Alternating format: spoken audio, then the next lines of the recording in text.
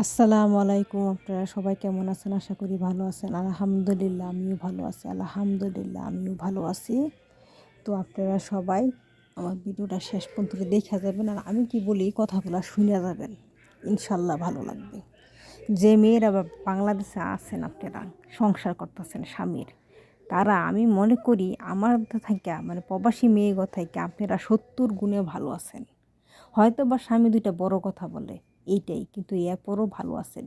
নিজের সংসারে কাজ করতেছেন, খারাপ লাগলে শুয়ে থাকতেছেন, মানে যা মন যেতেছে তাই করতে পারতেছেন। ঠিক আছে, স্বামী একটু কথা বলবি, স্বামীরা কথা বলি, স্বামীরা কথা বলা ছাড়া থাকে না। কিন্তু এরপরও বলি বোন, প্রবাসী মেয়ে ঘর থেকে ৭০ গুণে আপনারা ভালো আছেন। আলহামদুলিল্লাহ।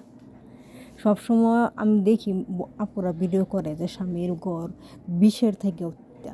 এটা কথাটা ভুল। ২০-এর থেকে কিন্তু সময় স্বামীর ঘর তিতা হতে পারে না। এইটা ঠিক আছে, আমার মনের সাথে তার মনটা মিলবো না, এটা ঠিক আছে। হয়তো বা সে আমাকে দাম দিব না, আমি গরিব গরিব মেয়ে, আমাকে দাম দিব না, এটা স্বাভাবিক। অনেক পুরুষ বউয়ের দাম দেয় না, গরিব ভাবে, ফকিন্নি ভাবে। আচ্ছা বাবু, ওইটা কিন্তু বিষয় না। ভাবলেও আমি মনে করি স্বামীর গড়টা করা উচিত। কেন আমাদের থেকে প্রবাসী মেয়ে ঘর থেকে আপনারা বহুত গুণে ভালো আছেন। আলহামদুলিল্লাহ বলেন, কিছু মানায় নেওয়ার চেষ্টা করেন, মানায় নিলে দেখবেন সব ঠিক।